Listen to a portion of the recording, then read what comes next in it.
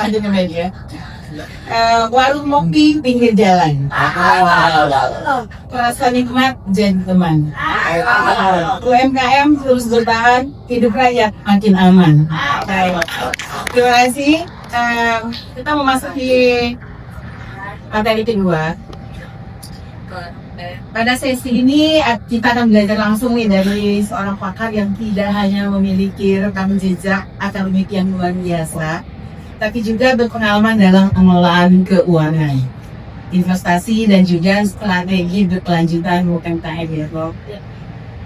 Ini bukan hanya di UMKM ya, Prof, tapi di berbagai sektor. Nah, beliau ini adalah Profesor Dr. Yuliani, sarjana ekonomi Magister Manajemen. Beliau adalah seorang guru besar dan pakar manajemen investasi dan portofolio dari Universitas Sriwijaya. Beliau saat ini menjabat sebagai Koprodi S3 Ilmu Manajemen, yang sebelumnya itu adalah Koprodi S2 Ilmu Manajemen ya, Prof. Serta aktif sebagai narasumber, konsultan, dan juga pembicara nasional dalam isu-isu UMKM dan literasi keuangan.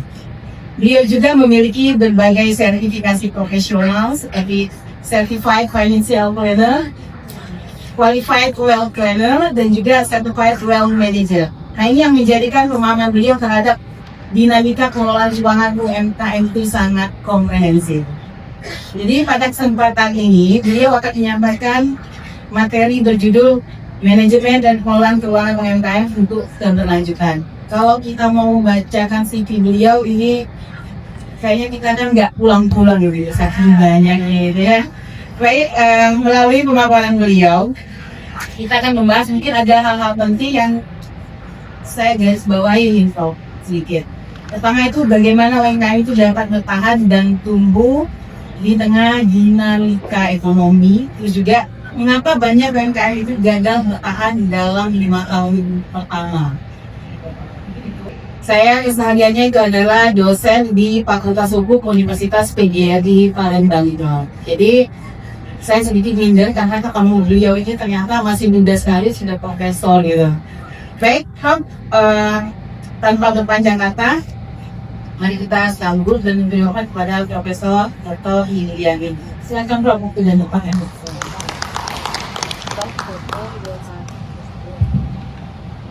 Baik, terima kasih kesempatannya Ibu Moderator. Saya turut ya menyapa Bapak Ibu semua.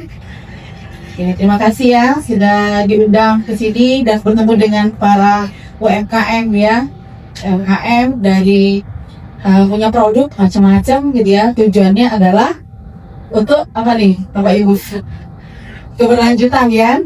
Berlanjut ya, sustainability ya. Jadi kita punya usaha maunya jangan setahun 2 tahun gitu ya, bahkan ada yang sampai ratusan tahun gitu ya. Nah, bagaimana kita achieve itu ya, mencapai itu. Baik Bapak Ibu, Assalamualaikum warahmatullahi wabarakatuh. Selamat pagi semua, salam sehat, salam sejahtera untuk kita semua. Pada hari ini saya akan memberikan materi ya, menyampaikan materi terkait dengan sesuai dengan bidang, yaitu manajemen ya, manajemen. Karena kita di manajemen itu ada kekhususan Bapak Ibu ya, ada kekhususan marketing, ada kekhususan produksi, ada kekhususan sumber daya manusia, ada lagi keuangan. Nah, saya di bagian itu Bapak Ibu, di bagian keuangan. Jadi manajemen keuangan. Jadi kalau lihat biografi saya Bapak Ibu, memang saya S1, S2, S3 adalah di manajemen keuangan ya. Nah, maka hari ini pun saya akan menyampaikan topik tentang manajemen keuangan yang nanti akan sangat relate dengan ya kondisi keuangan Bapak Ibu UMKM. Karena apa? Karena nanti ada rahasianya ya. Nanti kita next slide kita akan cerita bagaimana sebenarnya pengelolaan keuangan untuk UMKM ya. Oke. Bapak Ibu, ada 4 yang akan saya bahas pada pagi ini. Pertama, terkait dengan apa UMKM unggul. Jadi yang pertama.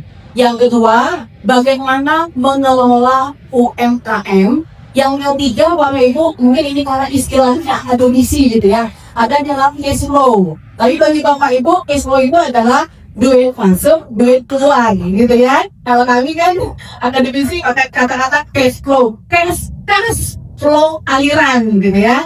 Jadi nanti saya bahasakan dengan duit masuk, duit keluar gitu ya. Kemudian yang keempat juga akan saya bahas tentang apa itu menabung, bagaimana mempersiapkan dana darurat, dan bagaimana untuk investasi. Jadi kan kita tujuannya adalah sustainable ya. Kita tujuannya keberlanjutan.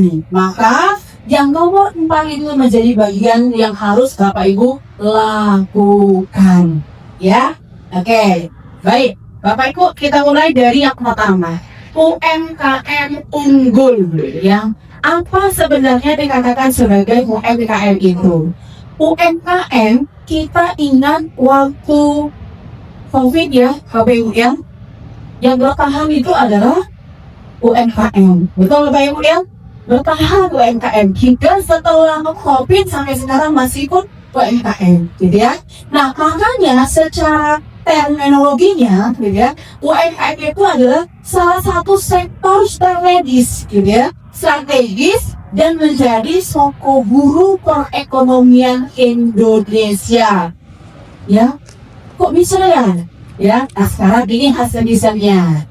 Nah, hasil riset kalau kami dosen itu kan 3 ya, Ibu ya. Kami mengajar, kami meneliti, kami juga mengambil. Nah, kami di pengambilan sama, kami pengambilannya UMKM juga. Ya, sama Bapak Ibu. Jadi UMKM ini kita kumpulkan, kita kasih pelatihan, juga dengan bidang kami masing-masing. Saya pun juga Bapak Ibu. Jadi saya mengajarkan bagaimana menabung, bahwa rekening itu harus dipisahkan dengan keluarga dan usaha, gitu ya. Nah itu sama. Jadi kalau ini Bapak Ibu dikumpulkan di sini. Kalau kami pengajian, kami datangi UMKM tempat Bapak Ibu. Kami kunjungi di Pagalwam, kami kunjungi di Lahat, kami kunjungi Ogan Ilir, kami kunjungi, kami datangi Bapak Ibu supaya kami tahu, gitu ya, dan kenal dekat dengan bagaimana UMKM itu. Ya, oke, ini hasil riset kami Bapak Ibu. Ya, UMKM bersentuhan langsung dengan masyarakat. Betul ya? Gimana cirinya? Bapak menegur tenaga kerja tetangga? Ada tetangga? Tetangga bersentuhan dengan masyarakat. Membeli bahan di mana Bapak? Imporkah atau di lokal juga? Lokal juga, bersentuhan dengan masyarakat, bersentuhan ya. Jadi UMKM itu sangat bersentuhan dengan masyarakat, dengan aktivitas masyarakat. Karena letaknya di mana? Terkadang di dusun, ya. Kadang di tempat tertentu di perumahan misalnya. Dari sekitar dulu, makanya dia dekat dengan masyarakat. Itulah ciri dari UMKM. Ya, oke. Yang kedua, saat ini jumlah pelaku usaha UMKM itu meningkat lebih dari 60%. Artinya apa? Sisanya sekitar 35 sekian, itu kan berarti di luar dari UMKM. Ya, jumlah pelaku, Bapak Ibu semua owner, Bapak Ibu pelaku. Saya menceritakan, saya juga pelaku ini. Tapi mungkin berbeda dengan usaha Bapak Ibu semua, gitu ya. Saya punya sanggar senam wanita. Beda ya? Beda Bapak Ibu ya. Di Bapak Ibu kan ada produk gitu ya, ada produk. Jadi Bapak Ibu, sanggar senam wanita itu saya dirikan di tahun 2019. COVID kan Bapak Ibu bayangkan ya, sanggar senam wanita sudah dibangun, sudah selesai, gak mau di launching, ternyata COVID kan PPKM ya, gak boleh keluar ya, semuanya pakai masker. Gimana ini ya? Sanggar senam kan harusnya di dalam ruangan gitu ya. Nah, itu ada kebijakan yang membolehkan, tapi ada pembatasan. Ya, akhirnya kita mulai buka. Karena ada regulasi itu dari pemerintah, kita buka lah sanggar senam itu. Dan alhamdulillah Bapak Ibu, tidak terasa keberlanjutan sampai hari ini sudah masuk tahun kelima. Letaknya di Demang Lebar Gaul. Jadi alhamdulillah kita di rumah berjodoh dengan tanah yang luas. Jadi sebelahnya itu dibangun sanggar senam wanita sampai hari ini. Ya, boleh kalau Bapak Ibu dekat-dekat dengan Lebar Gaul. Nah, depan Primat Kancil Putih. Jadi kita senam ada kelas pagi, ada kelas sore, Bapak Ibu. Nah, jadi saya pelaku usaha juga, Bapak Ibu.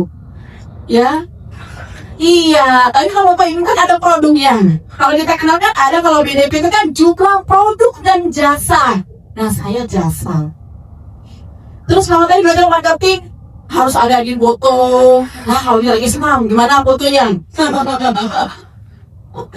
Kan nggak mungkin ya Bapak Ibu ya, lagi senam pakai baju mini-mini gitu kan, harus difotokan, tidak mungkin ya, tidak mungkin. Akhirnya promosinya pun berbeda Bapak Ibu, digital marketingnya pun berbeda akhirnya, karena konsep sanggar kita memang penjaga privasi, sangat penjaga privasi Bapak Ibu. Jadi promosinya dari mulut ke mulut, jadi kita ciptakan sanggarnya yang nyaman. Dengan nyaman dari mulut ke mulut, ajak teman. Makanya ada, nanti saya sampaikan nanti programnya, ada program ajak teman, program loyalty, promo kartu member, gitu ya, kumpulkan poin, gitu Bapak Ibu. Ya. Terus pertanyaannya, kok saya buka sanggar? Kan saya akademisi gitu kan? Kok beda gitu ya? Tidak ada irisan sama sekali dengan bidang saya gitu. Tidak ada sama sekali gitu. Karena hobi Bapak Ibu. Karena hobi. Jadi saya dari tinggal di dusun, kan di dusun kan bisa ada kejuaraan. Nah, kejuaraan itu saya selalu masuk di senam SKJ. Masuk terus zaman dulu di senam SKJ Bapak Ibu. Nah, saya lanjut S1, S2, S3 pun di Brawijaya malah tetap senam. Akhirnya ya karena sudah tahu manfaatnya gitu ya, jadi akhirnya mungkin apa ya, jadi saat senam Bapak Ibu kan biasanya saya di depan kaca saya bilang, ya Allah semoga nanti saya punya sanggar senam. Habis senam Bapak Ibu, malaikat lewat Bapak Ibu, kata malaikat, amin ya Rabbal alamin. Malaikat lewat, alhamdulillah sampai sekarang nama sanggar senamnya Sanggar Senam Yuli. Iya, nah jadi agak berbeda ya dengan Bapak Ibu ya, kan produk ya, produk, kalau saya kan jasa gitu ya. Makanya ikut pelatihan marketing gimana ini ngontenin orang senam. Masih disomasi gitu ya, disomasi nih. Oke. Nah jadi itu nanti ada ceritanya. Oke, dengan WKM, hasil riset mengatakan bahwa mampu menyerap tenaga kerja. Betul ya, membuka lapangan kerja. Produksi Bapak Ibu naik, penjualannya naik, sudah membutuhkan tenaga tambahan. Akhirnya merekrut tenaga kerja. Walaupun mungkin di musim-musim tertentu saja, di order-order yang banyak saja perlu tambahan tenaga kerja. Makanya tenaga kerja itu ada dua. Ada yang tenaga kerja tetap, ada tenaga kerja tidak tetap. Gitu ya. Oke. Kemudian fakta bahwa ya 60% PDB kita disumbang dari Bapak Ibu yang di sini. UMKM. Ya. 60%. Nah, itu hasil riset. Ya, hasil riset juga. Dan faktanya, datanya juga ada. Kemudian menyumbang kontribusi investasi sampai dengan 60%. Itu hasil riset. Ya, oke. Kita lanjut. Kan tadi materi saja UMKM berkelanjutan. Namun ada juga UMKM yang gagal. Ya, kan bicaranya adalah kewirausahaan gitu ya. Mungkin Bapak Ibu bisa cerita asal muasal Bapak Ibu punya usaha itu pasti punya story-nya. Kalau tadi kan saya story-nya karena hobi. Itu story-nya. Jadi titik poinnya itu karena hobi, tahu manfaatnya, akhirnya di depan kaca mengucap gitu ya. Nah, Bapak Ibu pelaku pasti punya story-nya, ya, pasti punya. Oke, kenapa UMKM gagal? Ya, pertama adalah mulai dengan mindset yang keliru. Taunya pokoknya dapat untung, profit. Kalau istilah kami profit, ya Bapak Ibu ya, profit.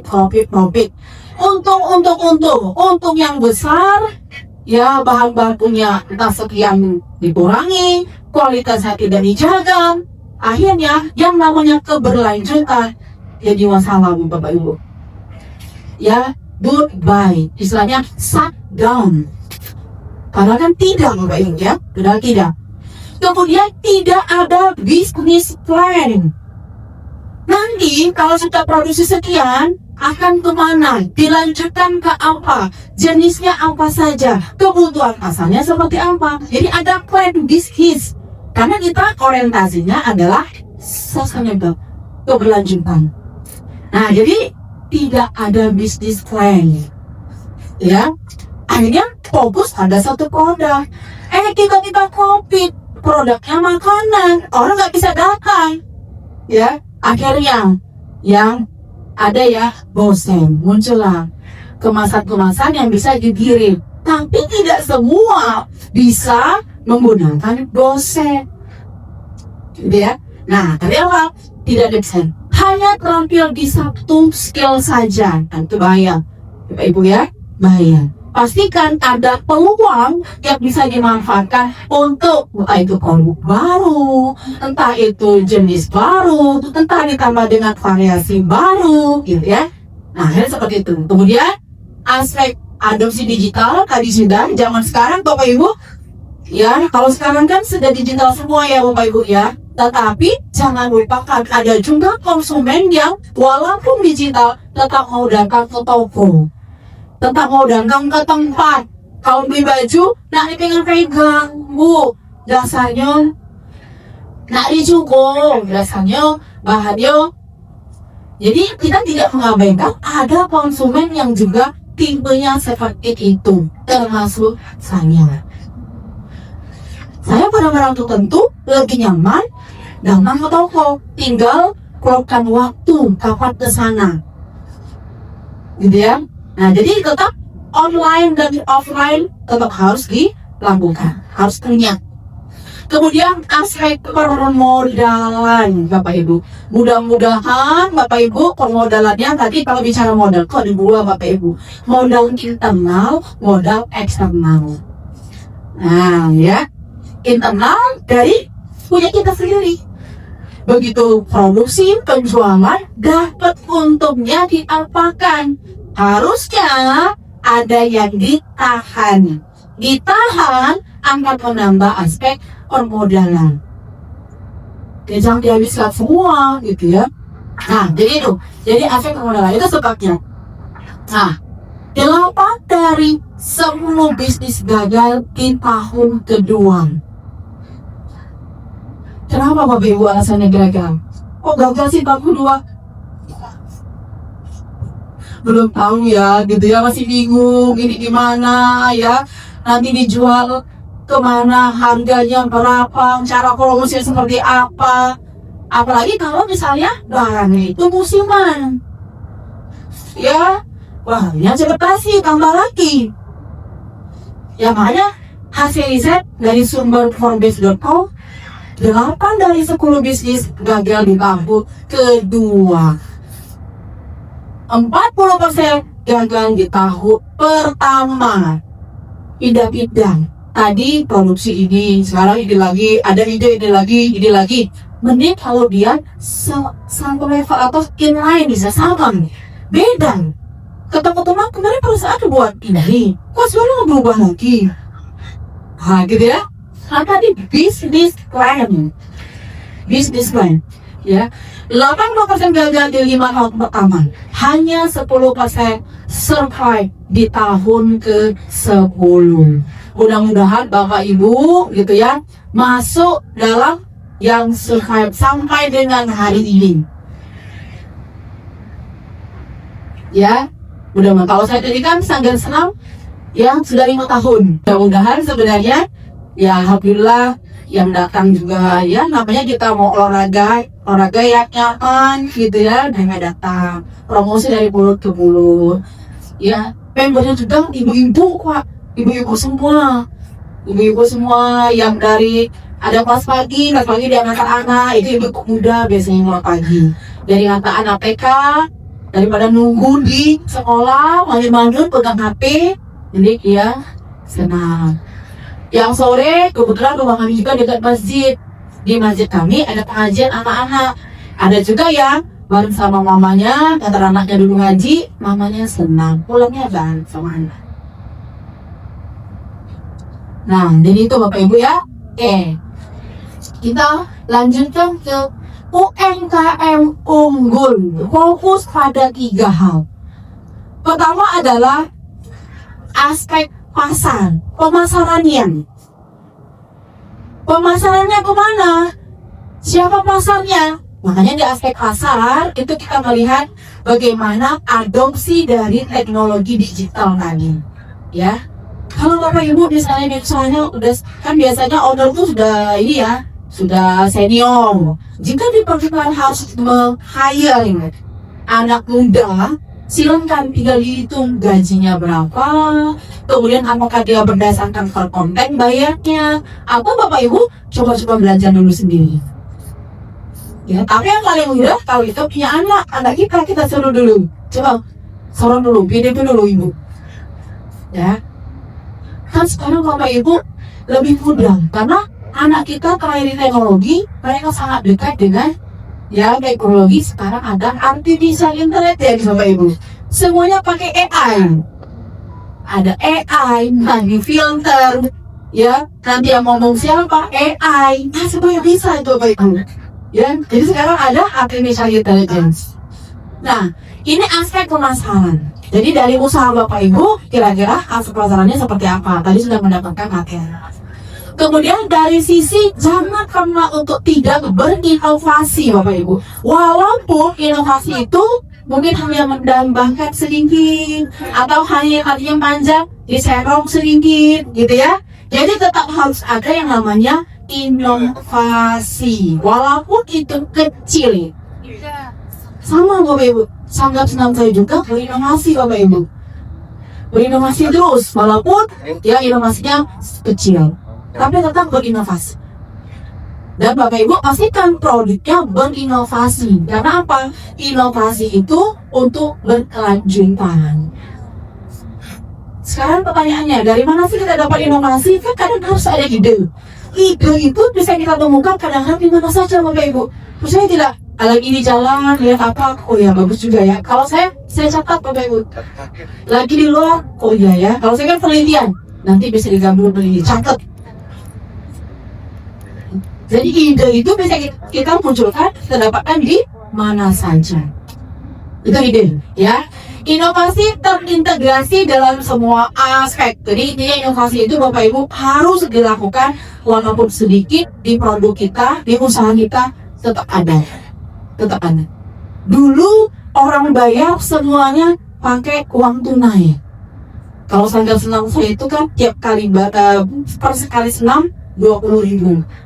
Kalau pakai kartu member 150.000 12 kali senam. Nah kalau sekarang ya 90% member itu tidak bawa uang tunai. Tidak bawa uang tunai mereka. Jadi di sanggar disiapkan kiris.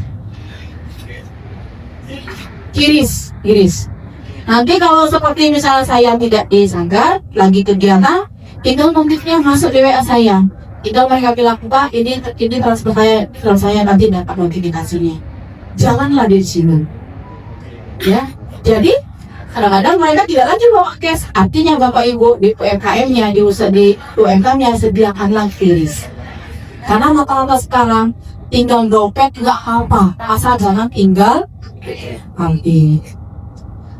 Kalau HP tinggal ya gosen. Masih bisa mana-mana gitu ya. Kalau dompet tinggal tidak apa-apa ya. Asal memang sudah letakkan di tempat yang aman. Oke, kunci inovasi adalah konsisten. Lakukan riset, Ya walaupun Bapak Ibu risetnya mungkin melihat konten siapa, oh kayaknya bagus ya nanti diterapkan. Itu riset Bapak Ibu. Tidak bisa harus riset sebagai kami di akademisi. Ribet nanti Bapak Ibu. Riset kecil saja. Jadi Bapak Ibu aplikasikan di usaha Bapak Ibu. Kemudian berdaya saing, unggul dan berkelanjutan. Pada akhirnya kita semuanya menuju ke keberlanjutan. Kemudian yang ketiga adalah kelola keuangan. Nah ini bagian saya Bapak Ibu. Kelola keuangan. Ketidaktahuan dalam mengelola keuangan usaha. Yang karena kita business owner, usaha kita, pemegang sahamnya adalah kita, dapat untuk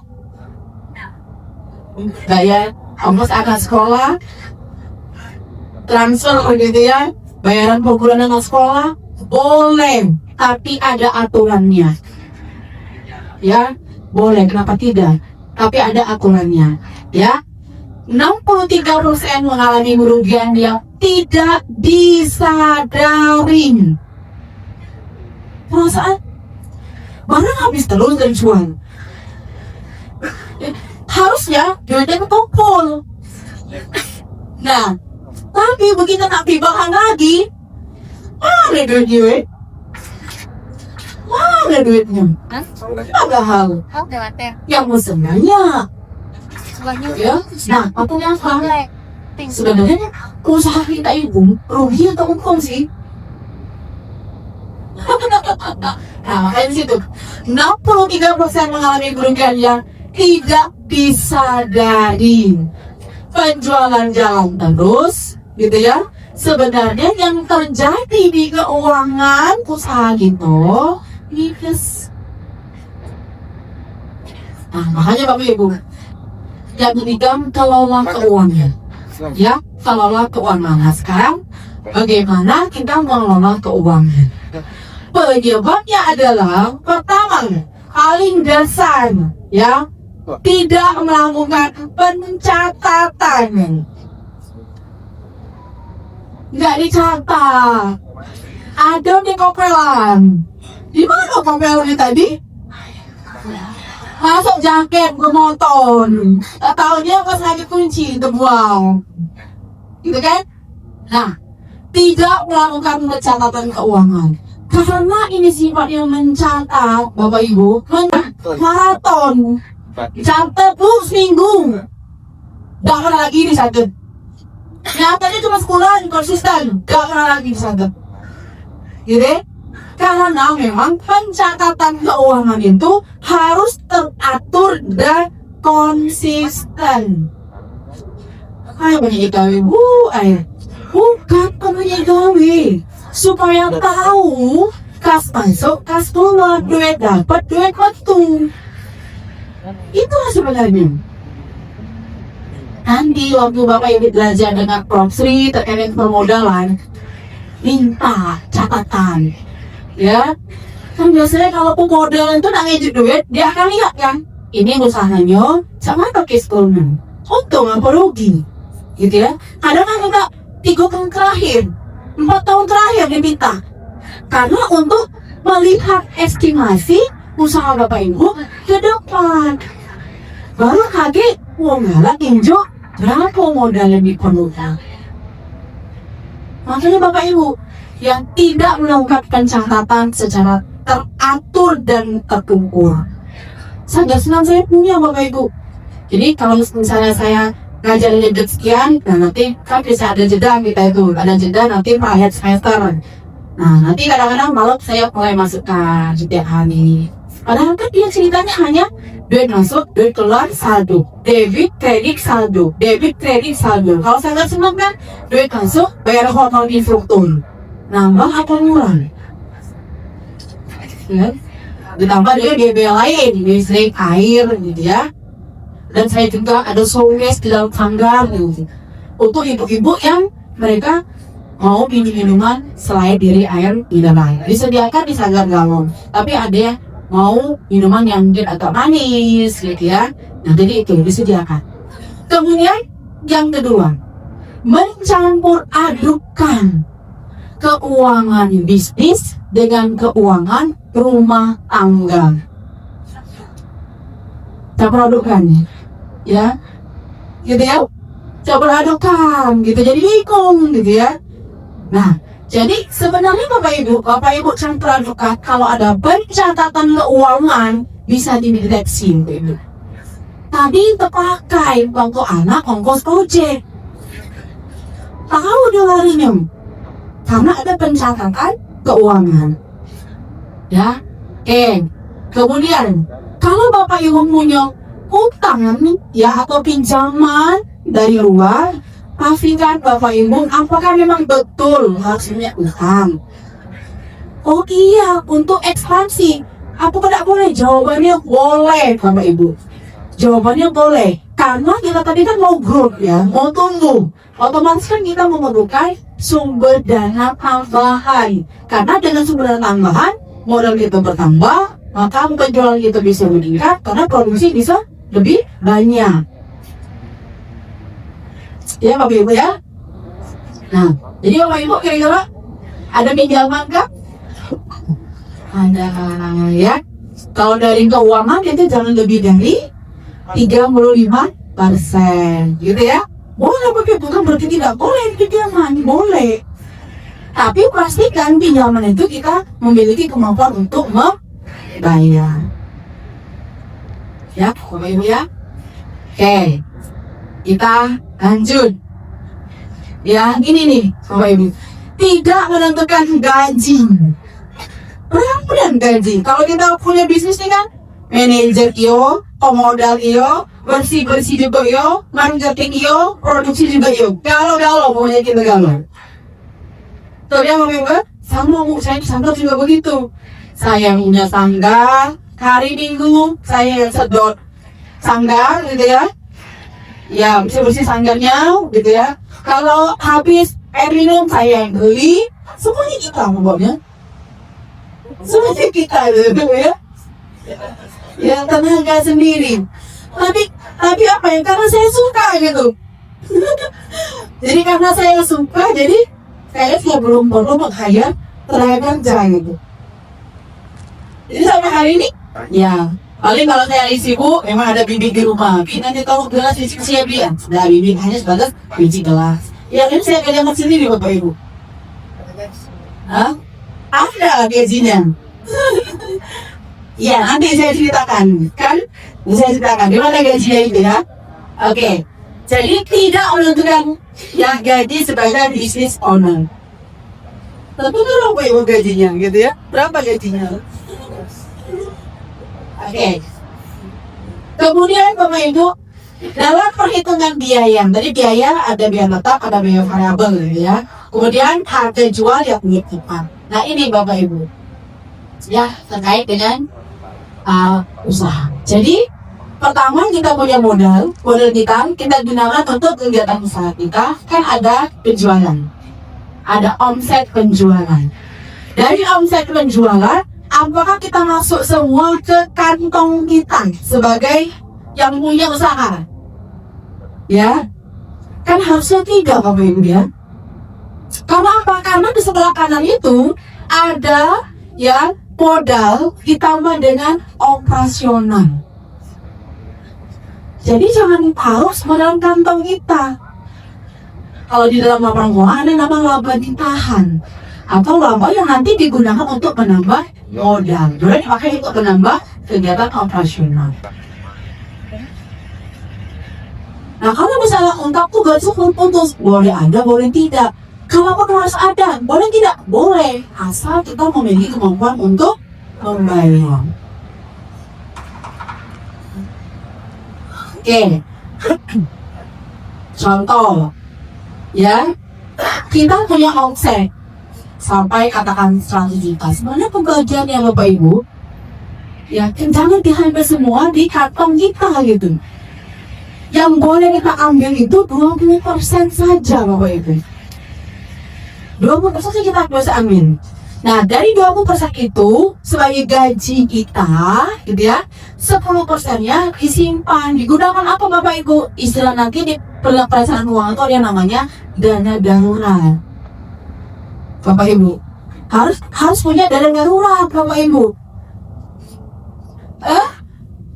Darurat terus. Darurat terus ya dananya ya. Berarti apa solusinya kalau darurat terus?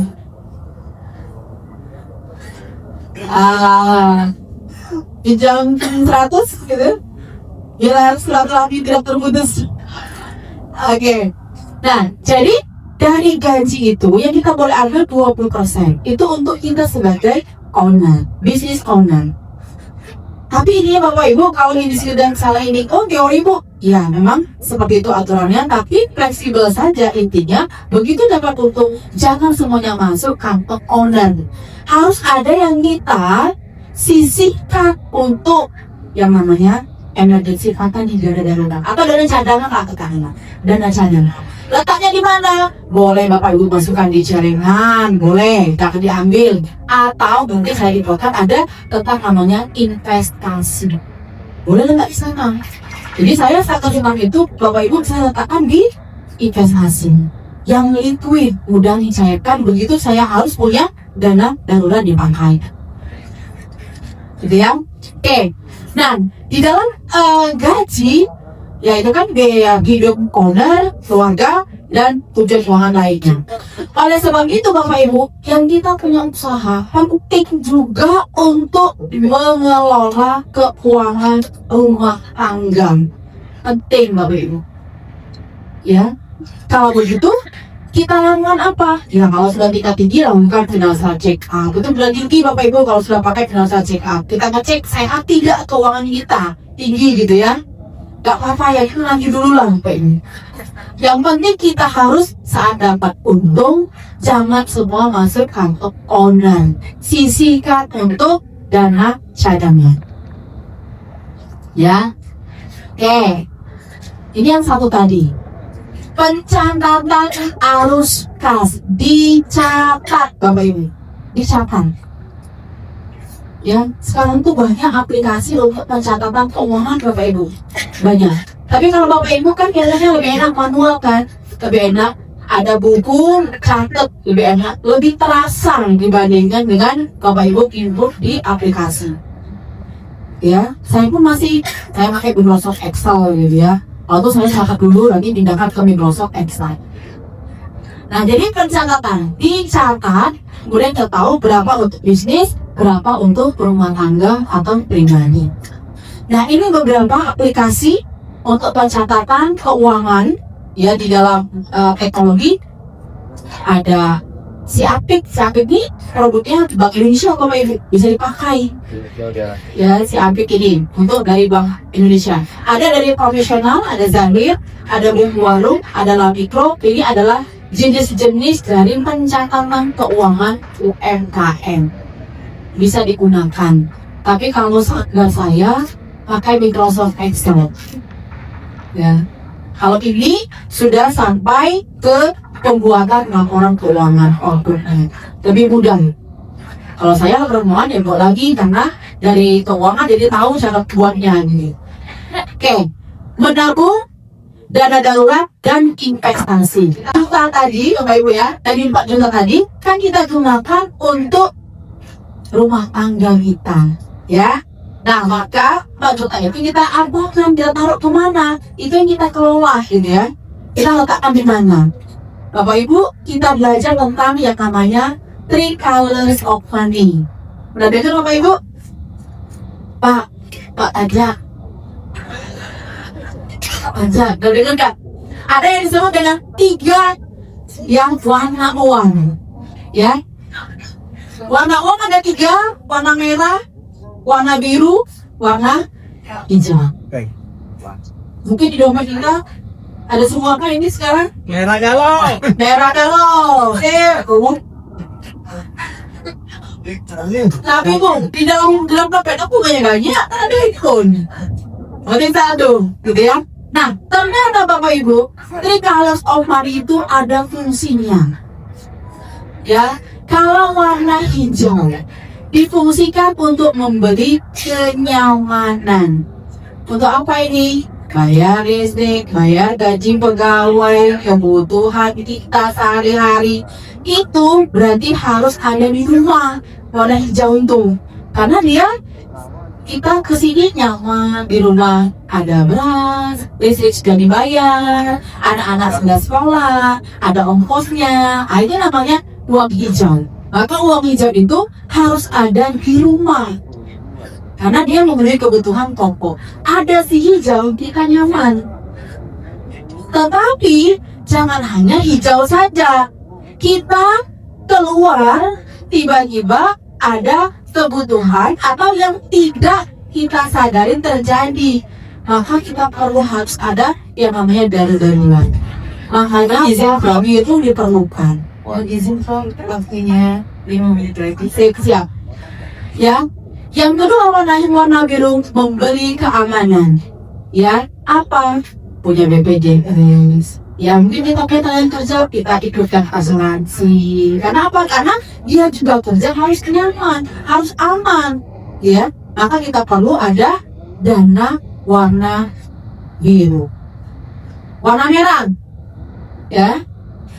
Warna merah itu untuk membeli pertumbuhan. Artinya apa? Artinya uang merah kita jangan disimpan di dalam rumah. Biarkan dia bekerja. Dengan cara apa dia bekerja dan mengajak teman-temannya? Dengan cara investasi. Dengan cara investasi. Biarkan dia pergi, ngajak teman-temannya, kita dapat return, kita dapat kupon, kita ngapa-ngapain. Jadi itu namanya filosofi 3 colors of money. Warna merah, biarkan dia pergi. Warna hijau ada di rumah. Warna biru supaya tidurnya. Ya Bapak Ibu ya. Nah, jadi yang warna merah, makanya kita belajar tentang yang namanya investasi. Menabung, kita kasih punya rekening ya. Nah, jadi Bapak Ibu ini pencatatan sebenarnya rutin kita lakukan pencatatan. Nah, dari saya cukup Bapak Ibu, terima kasih atas perhatiannya. Ke pasar pagi memberi anyaman, pulang sore membawa harapan. Kelola keuangan dengan perencanaan agar UMKM kita terus berlanjutan. Nanti